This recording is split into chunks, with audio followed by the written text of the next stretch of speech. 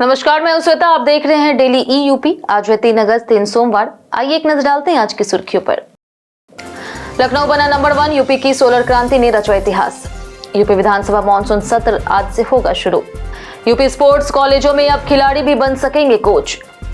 Weekend training target से बदलेगी UP police की कार्यशैली। श्रीलंका टेस्ट सीरीज से पहले गिल गंभीर को दीप दासगुप्ता की चेतावनी। खबरों की शुरुआत करने से पहले आपसे एक छोटी सी गुजारिश है कि अगर आपने अभी तक डेली ई यूपी को सब्सक्राइब नहीं किया है तो जल्द ही कर लीजिए। आपका एक सब्सक्राइब हमें हर दिन तेज, सटीक और भरोसेमंद खबरें सबसे पहले आप तक पहुंचाने की ताकत देता है। तो चलिए बिना किसी देरी के शुरू करते हैं आज की 25 बड़ी खबर। यूपी एसएसएससी ने बढ़ाए लेखा भर्ती के पद। अब 1957 पदों पर होगा चयन। उत्तर प्रदेश अधीनस्थ सेवा चयन आयोग ने लेखा परीक्षक और सहायक लेखाकार भर्ती में 20 पद बढ़ा दिए हैं। अब 1957 पदों पर मुख्य परीक्षा होगी। वहीं ग्राम पंचायत अधिकारी भर्ती में 200 अभ्यर्थियों की अनुपूरक चयन सूची और संशोधित कट ऑफ जारी की गई है। लखनऊ बना नंबर 1, यूपी की सोलर क्रांति ने रचा इतिहास। उत्तर प्रदेश ने रूफटॉप सोलर ऊर्जा में बड़ी उपलब्धि हासिल की है। देश के टॉप 100 जिलों में से यूपी के 17 जिले शामिल हुए हैं। लखनऊ 1,24,000 सोलर संयंत्रों के साथ पहले स्थान पर है। सौर ऊर्जा से बिजली बचत और रोजगार बढ़ रहा। ई-केवाईसी नहीं कराई तो महंगा पड़ेगा घरेलू गैस सिलेंडर। यूपी में 3,75,000 घरेलू एलपीजी उपभोक्ताओं को 15 अगस्त तक ई-केवाईसी करानी होगी। ऐसा नहीं कराने पर 979.50 रुपए वाला सिलेंडर करीब 2,138 रुपए में मिलेगा। तेल कंपनियों ने घर बैठे ऐप से ई-केवाईसी की सुविधा भी दी है। यूपी विधानसभा मानसून सत्र आज से होगा शुरू। उत्तर प्रदेश विधानसभा का मानसून सत्र आज से होगा शुरू। सत्र से पहले सर्वदलीय और कार्य मंत्रणा समिति की बैठक होगी। भाजपा और सपा अपनी रणनीति बनाएंगे। विपक्ष कानून व्यवस्था समेत कई मुद्दों पर सरकार को घेरेगा, जबकि 6 अगस्त को अनुपूरक बजट पेश होगा। यूपी स्पोर्ट्स कॉलेजों में अब खिलाड़ी भी बन सकेंगे कोच। उत्तर प्रदेश में स्पोर्ट्स कॉलेजों के कोच चयन की 45 साल पुरानी व्यवस्था बदलेगी। नई नियमावली 2026 में एनआईएस प्रशिक्षकों के साथ राष्ट्रीय, राज्य, अंतर्राष्ट्रीय स्तर के खिलाड़ियों को भी कोच बनने का मौका मिलेगा। प्रस्ताव को मंजूरी के लिए कैबिनेट भेजा जाएगा। वीकेंड ट्रेनिंग टारगेट से बदलेगी यूपी पुलिस की कार्यशैली। उत्तर प्रदेश पुलिस अब तकनीकी प्रशिक्षण के जरिए अपराध नियंत्रण और कानून व्यवस्था संभालेगी।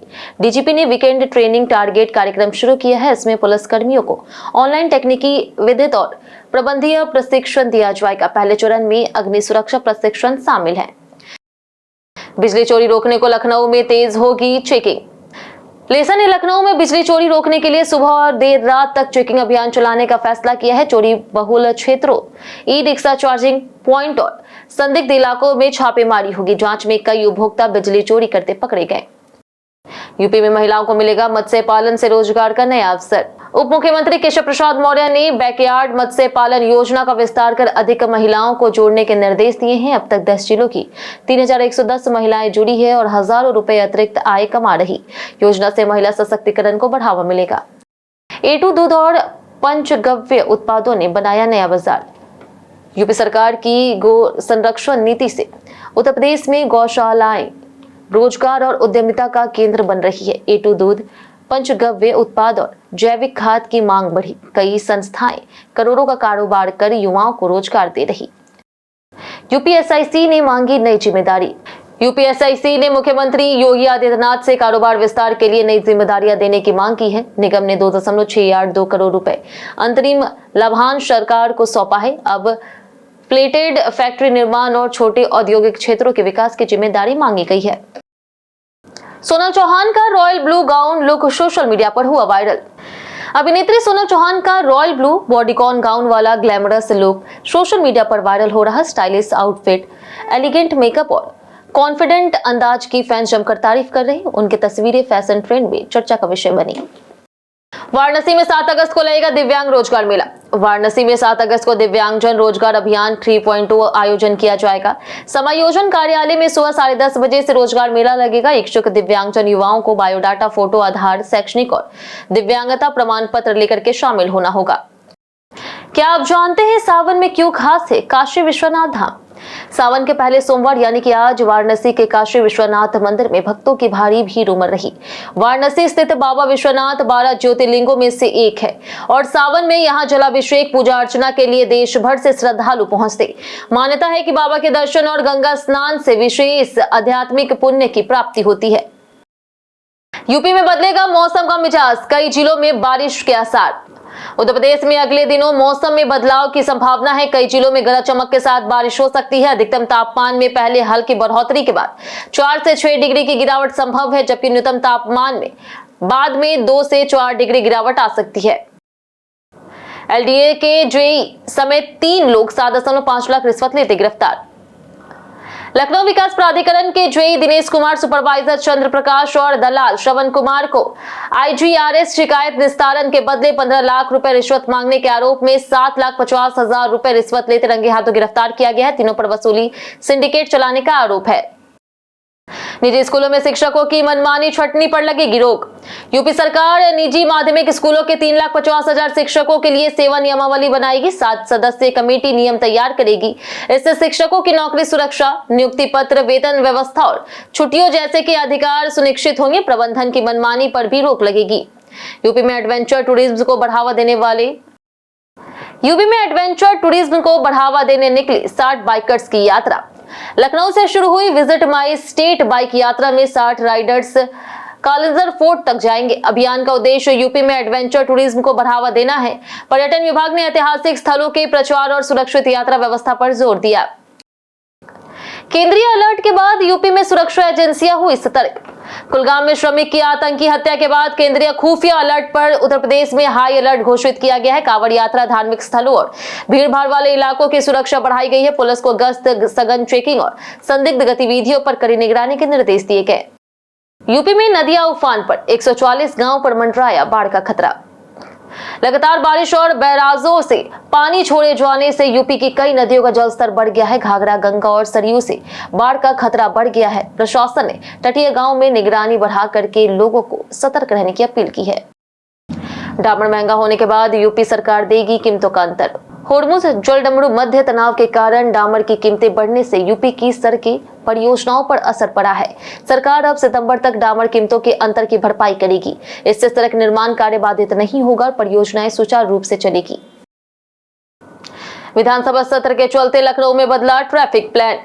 यूपी विधानसभा मॉनसून सत्र को देखते हुए लखनऊ में यातायात व्यवस्था बदल दी गई है। कई मार्गों पर वाहनों की रोक लगा दी गई है, जबकि वैकल्पिक रास्ते तय किए गए। एम्बुलेंस, फायर सर्विस और स्कूली वाहनों को विशेष अनुमति दी जाएगी।